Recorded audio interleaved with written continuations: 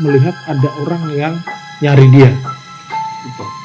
Artinya dia sudah mulai kebuka nih antara di alam gaib sama alam nyata.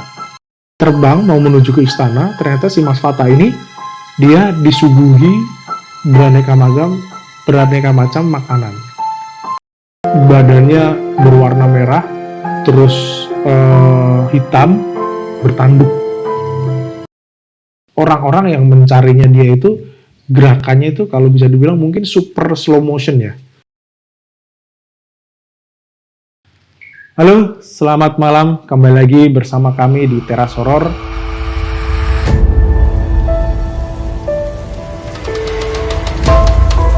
Nah, ini langsung saja kita panggil yaitu narasumbernya. Di sini sudah ada Mas Fata. Halo, Bro. Apa kabar? Baik, Mas. Ini panggilannya gimana nih? Saya manggil Fata, Peter atau panggilan yang lain? Peter aja ya. Iya. Ya, kayak jadi dulu mungkin kayak sekitar 13 tahun yang lalu itu di Rembang sana di salah satu kampung itu sempat dihebohkan bahwa ada seorang anak kecil waktu itu kelas 1 MTS ya? MTS. Nah, kelas 1 MTS diculik makhluk gaib. Dan itu kejadiannya nggak hanya menghebohkan satu keluarga, tapi satu kampung.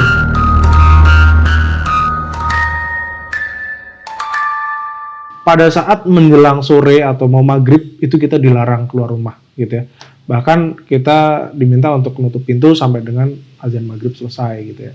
Nah, ternyata Mas Fata ini pas jam-jam segitu dia asik main layangan, tiba-tiba pulang udah terlalu sore, dia ambil sabit gitu ya untuk cari rumput gitu. Nah, pas di sana ternyata dia nyari rumputnya juga nggak sama ibunya gitu, ternyata ibunya beda tempat. Nah, pada saat di sana ternyata dilempar sama batu kerikil.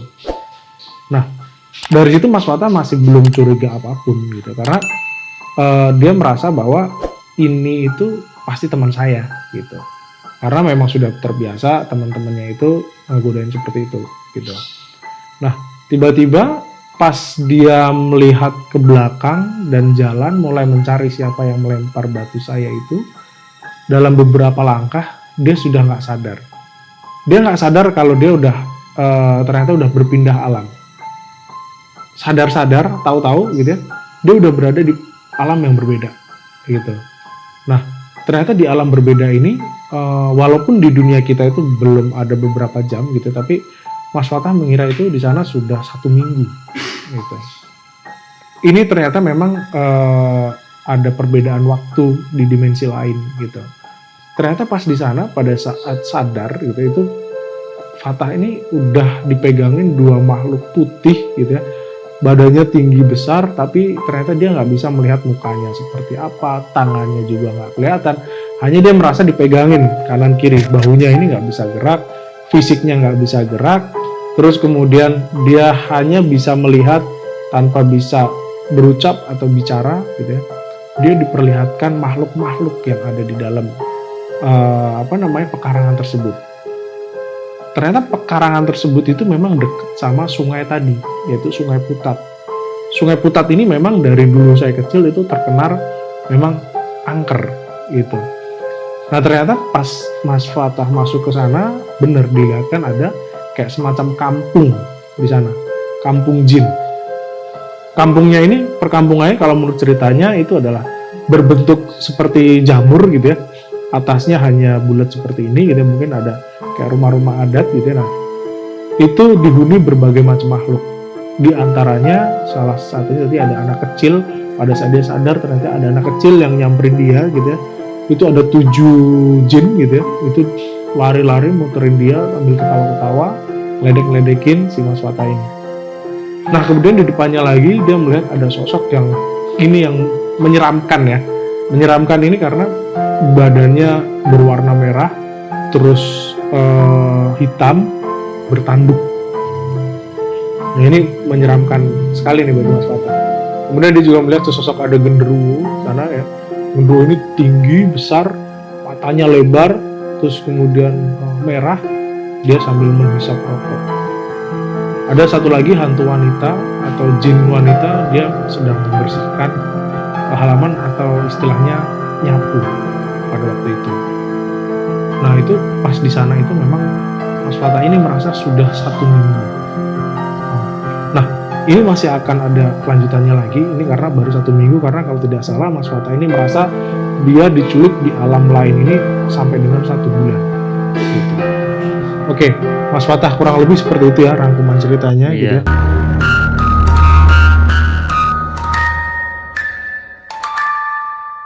Oke, jadi Mas Fatah ini tadi setelah dari pekarangan itu ternyata dia ini dibawa terbang oleh 2 makhluk tadi. Oleh 2 makhluk tadi itu dibawa terbang ternyata menuju ke pemakaman umum.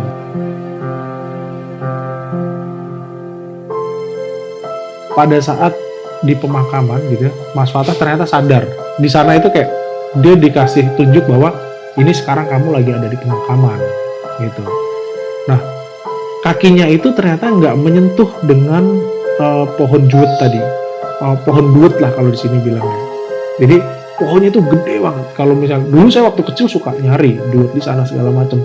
Itu kalau untuk nyampe ke atas itu, wah itu harus tinggi banget lah. Itu mungkin ada sekitar tingginya hampir 100 meteran ke atas itu. Itu dia berada di atas dan dia melihat di bawah itu di pemakaman tadi itu ternyata banyak kayak perkampungan di dalamnya. Nah ternyata pas di sana itu Mas Fatah diperlihatkan banyak makhluk halus gitu. Nah dia posisinya ini ke utara ya Mas, ke utara gitu ya, ke utara. Terus kemudian di bawah itu ternyata ada banyak yang dilihat, di antaranya dia ada makhluk wanita yang sedang duduk, tapi belakangnya ini bolong. Nah ini kalau mungkin ya, kalau bisa dibilang ini adalah kayak semacam sundel bolong. Dia berbusana warna putih gitu. Terus kemudian ada juga kayak hantu wanita yang sedang ngemong anaknya, diajak berlari-larian segala macem gitu. Nah terus kemudian ada juga dia yang hantu laki-laki juga diantaranya di sana gitu ya. Tadi banyak makhluk-makhluk yang memang diperlihatkan ke Mas Fatah. Nah pas pada saat di sini itu ternyata saya koreksi tadi dia bukan 1 bulan secara total, ternyata di pemakamannya aja itu kurang lebih dia merasa bahwa dia itu sudah 1 bulan di sana. Itu waktunya cepat banget, berubah dari pagi siang malam pagi siang malam gitu. Nah ini memang bagi dia ini sangat-sangat menakutkan karena dia nggak sampai nggak berani nengok ke kanan. Itu pada saat dia melirik ke kanan itu katanya ada kayak semacam istana di dalamnya gitu ya. Nah istana itu dihuni berbagai macam makhluk dan dia nggak berani ngeliatin ke sana gitu. Mas Fatah hanya berani ngelihat ke bawah aja, ngeliatin ke makhluk-makhluk yang tadi gitu. Karena bagi dia kalau ngeliat ke kanan tuh kayak sesuatu yang menakutkan gitu. Ini masih nunggu kelanjutannya lagi gitu ya. Oke, Mas Fatah, kita tadi rangkumannya kurang lebih seperti itu ya. Iya. Oke, jadi kalau setelah Mas Fatah ngelihat itu semua gitu ya di atas pemakaman tadi gitu ya. Terus kemudian makhluk yang tadi bawa itu masih diam atau Mas Fatah dibawa terbang kemana atau mau diajak ke istananya atau bagaimana itu?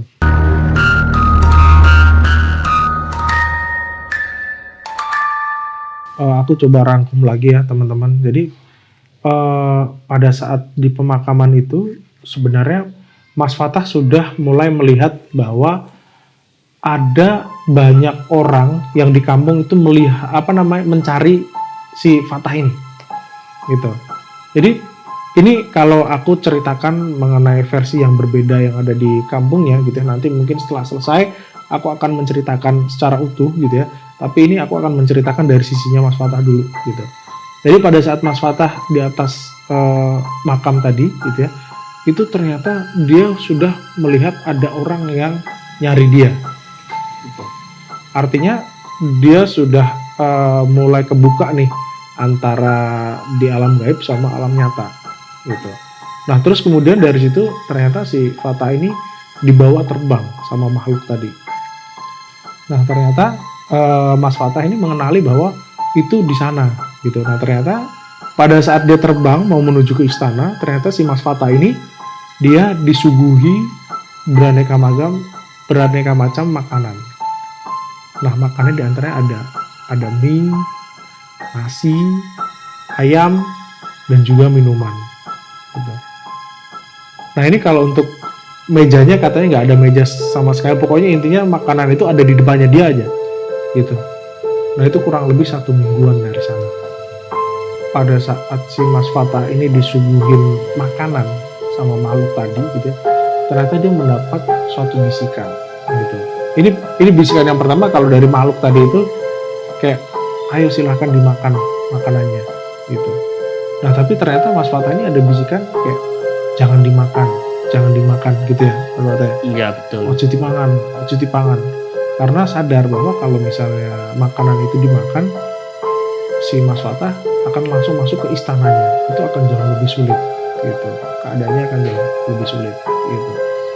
Nah, ternyata pada saat bisikan itu Mas Fatah tahu bahwa nggak boleh dimakan, akhirnya nggak dimakan dan makanannya juga hilang ya Mas Fatah. Iya hilang. Nah, baru setelah dari situ diajak sama 2 jin yang milik tadi itu terbang lagi itu ternyata masuk di tengah-tengah perkampungan. Itu juga posisinya itu di pohon mangganya juga dekat sama aliran sungai tersebut. Jadi ada percakapan pada saat di kuburan gitu ya. Percakapan itu intinya adalah jin ini mengatakan bahwa kalau misalnya dia gagal mendapatkan si Mas Fatah, maka dia akan ngambil 2 anak kecil dari kampung tersebut gitu.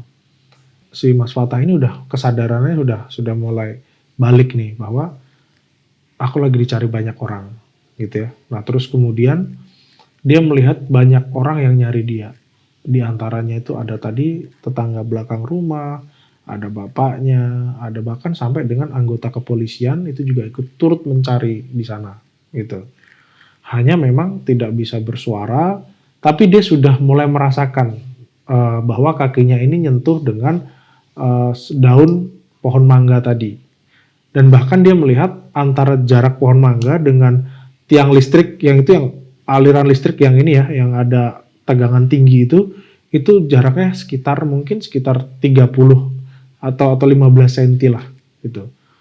Dia punya sedikit khawatir, wah nanti kalau kesetrum gimana gitu. Artinya fisiknya dia ini udah nggak sepenuhnya di alam gaib gitu, tapi dia udah merasakan gesekan dengan pohon mangga. Tapi mungkin pada saat yang dengan kabel itu udah jaraknya 15 cm, tapi alhamdulillah nggak kesetrum di sana. Dan bahkan dia melihat orang-orang yang mencarinya dia itu gerakannya itu kalau bisa dibilang mungkin super slow motion ya. Karena kayak perbedaan waktu tadi merasakan bahwa kayak udah seminggu, tapi di alam nyata kayak gerakannya lambat sekali. Si Mas Fatah ini pada saat selesai di pohon mangga, itu ternyata dia nggak lama berpindah tempat lagi, yaitu di pohon jati. Pohon jatinya kecil gitu ya, dia punya ranting juga kecil, tingginya sekitar 4 meteran pohon jatinya gitu. Nah, terus kemudian itu juga areanya masih di dekat aliran sungai gitu ya, untuk pohon jatinya ya. Di aliran sungai ya Mas ya, dekat sungai ya. Nah, di sana kesadarannya sudah mulai membaik atau lebih baik lagi, karena pada saat di sana dia udah melihat ada beberapa orang yang nyari dan dia bisa mengeluarkan suara. Dia memanggil bapak, tolong gitu. Jadi beberapa suara itu yang tadinya langsung didengar sama orang-orang yang nyari tadi. Kalau pada saat perpindahan dari pohon mangga ke pohon jati tadi itu, dia merasa nggak terlalu lama, cepat gitu ya. Tapi di sana sudah langsung dilepas, tahu-tahu dia sadar dia di atas pohon tersebut dan pegangan pohon tersebut gitu. Nah, pada saat itu juga oleh tim pencari tadi itu alhamdulillah si Mas Fatahnya ketemu. Itu kira-kira jam berapa ya Mas? Kira-kira pas ketemu aku subuh jam 3 lebih lah. Oh, hampir subuh ya. Yeah. Mungkin sekitar 3:30 kali ya di sana ya. Yeah. Nah, itu ketemu sekitar 3:30 dini hari. Ini kalau bisa dibilang siapa anak kecil yang mau main-main ke atas pohon jati sampai 3:30 malam gitu. Pada saat setelah di pohon jati tadi itu si Mas Fatah sudah ditemukan dan alhamdulillah si Mas Fatahnya selamat. Jadi akibat kejadian itu Mas Fatah mengalami trauma yang luar biasa, sehingga pada saat pagi dia udah bisa ngomong tapi bingung dan ketakutan untuk menjelaskan. Gitu, karena dengan umur yang segitu memang pasti akan sangat berpengaruh ya mengenai psikis atau mentalnya gitu ya. Nah, terus kemudian 2 hari setelahnya itu baru dia punya keberanian untuk menjelaskan lebih detail kejadiannya gitu. Mungkin dari rangkaian kejadian tadi aku akan coba menjelaskan sedikit dari sisi orang yang mencari orang tuanya gitu. Dari orang tuanya ini pada saat sore hari pas Mas Fatah main layangan, itu si ibunya itu nggak tahu kalau ternyata dia itu nyusul ke sawah mau cari rumput. Tahu-tahu itu setelah maghrib, ibunya lihat, loh ini si Fatah kemana? Kok dia, apa jangan-jangan dia lagi di musola ngaji gitu ya? Tapi dilihat ternyata sarungnya sama Al-Qur'annya itu masih ada di rumah, nggak dibawa. Akhirnya ibunya nanya ke tetangga kanan kiri, nyari ke musola gitu. Ternyata nggak ada. Dan pada waktu itu gitu ya, itu tepatnya masih mungkin pas mau azan isya gitu ya. Itu ibunya kepikiran, apa jangan-jangan anak ini tadi nyusul ke sawah. Pas waktu itu dicari di sawah itu ternyata hanya masih ada sabitnya, tapi orangnya sudah nggak ada. Nah waktu itu ditanya juga sama tetangga, dia ada yang bilang iya, tadi aku lihat ngarit di sana, gitu, ada rumput di sana. Gitu. Tapi ternyata pas pada saat itu dicari tinggal hanya ngarit saja, orangnya udah nggak ada. Ada juga tetangga jauh melihat si Fatah ini mau maghrib itu jalan-jalan di tepi sungai tadi. Dengan kayak ngapain ini bocah mau maghrib kok jalan-jalan di tepi sungai. Kemudian dari situ keluarga sudah mulai berembuk gitu ya, berembuk segala macam gitu ya. Nah, kemudian bahwa ini orang nggak normal nih, kemana nih perginya. Akhirnya langsung cepat-cepat dia lapor ke salah satu ustadz yang ada di sana gitu ya. Nah kebetulan ustadz itu juga, nah itu dicek ternyata memang anak ini diculik oleh makhluk gaib gitu. Nah dari situ ketahuannya, akhirnya langsung dari si bapaknya Mas Fatah ini, kebetulan dia punya relasi yang baik dengan polisi setempat segala macam, akhirnya dibantu oleh pihak kepolisian nyari, sehingga sampai larut malam itu banyak, mungkin hampir orang satu kampung situ nyariin tuh di mana-mana. Nah kalau tidak salah ustadznya yang ikut nyari itu ada 3 atau 4 ya Mas Fatah ya. Iya. Ya itu pun juga dibantu dari berbagai sudut tuh.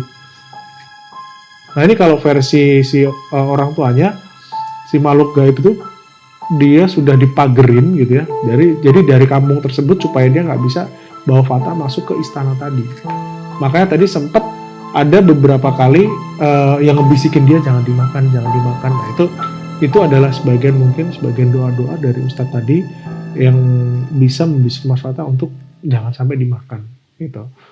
Nah kemudian dari versi orang-orang yang nyari itu ada beberapa tempat yang dia itu mendengar Mas Fatah teriak, "Bapak, Bapak." Padahal Mas Fatah sendiri tidak pernah melakukan itu, nggak pernah manggil itu.